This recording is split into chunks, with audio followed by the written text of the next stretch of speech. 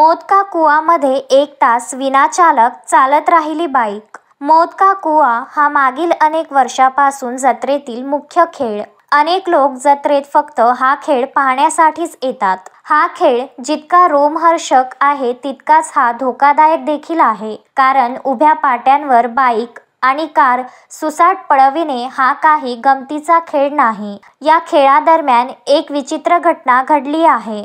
उत्तर प्रदेशातील महाराजगंज जिल्ह्यातील इथी या गावातून एक धक्कादायक आणि विचित्र घटना समोर आली आहे। येथील जत्रेत मौत का कुआमध्ये एका तरुणाचा स्टंट करताना तोल गेला आणि तो सुमारे 15 फूट उंचीवरून खाली पडला। पण आश्चर्यकारक बाब म्हणजे त्या तरुणाची बाईक सुमारे तासभर विहिरीच्या भिंतीवर अनियंत्रितपणे फिरत राहिली। इथी या गावातील पंचमुखी शिवमंदिर संकुलात आयोजित सावन मेला पूर्वांचलमध्ये मिनी बाबा धाम म्हणून प्रसिद्ध आहे। दरवर्षी या जत्रेत मोठी गर्दी जमते आणि मौत का कुआ हा स्टंट शो तर मुख्य आकर्षणापैकी एक आहे। यावेळीही हजारो लोक स्टंट शो पाहण्यासाठी जमले होते। संत कबीरनगर जिल्ह्यातील इंद्रकुमार 25 वर्षे या शोमध्ये बाईक स्टंट करत होता। स्टंट करताना इंद्रकुमारचा तोल गेला आणि तो 15 फूट उंचीवरून खाली पडला।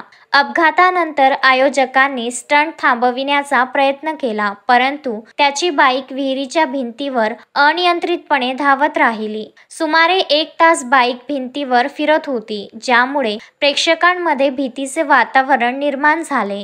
हे विचित्र दृश्य पाहून मेळ्यात उपस्थित असलेले हजारो प्रेक्षक घाबरले। शेवटी काही धाडसी लोकांनी बाईक थांबविली आणि जखमी इंद्रकुमारला बाहेर काढले। त्याची प्रकृती गंभीर असल्यामुळे ताबडतोब जवळच्या रुग्णालयात नेण्यात आले। या घटनेचा व्हिडिओ सोशल मीडियावर मोठ्या प्रमाणात व्हायरल होत आहे, ज्यामुळे मेळ्याच्या सुरक्षा व्यवस्थेवर गंभीर प्रश्नचिन्ह उपस्थित झाले आहेत। प्रत्यक्षदर्शींच्या मते अपघाताच्या वेळी ना प्रथमोपचार उपलब्ध होता, ना स्टंटसाठी योग्य सुरक्षा उपाययोजना केल्या होत्या। स्टंटमॅनकडे ना हेल्मेट होते ना इतर सुरक्षा उपकरणे। मौत का कुआ सारख्या धोकादायक खेळांमध्ये सुरक्षेच्या मानकांकडे दुर्लक्ष केल्याने अपघात झाल्याचे स्थानिकांचे म्हणणे आहे। स्थानिक पोलिसांनी या प्रकरणाची चौकशी सुरू केली आहे।